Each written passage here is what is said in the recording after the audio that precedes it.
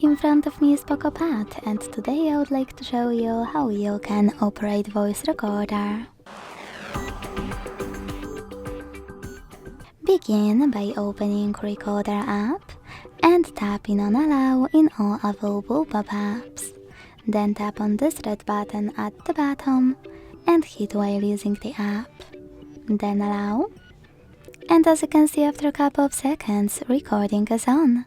To pause it or unpause it, use this left button. To add a bookmark, click on the right one. And to end it and save it, on the middle one. Now to play it, click on it, hit Allow, and tap on it again. To manage it, use those options at the bottom or click on those three dots at the top right corner. To rename it from here, hold it, tap on rename and type in wherever you want to.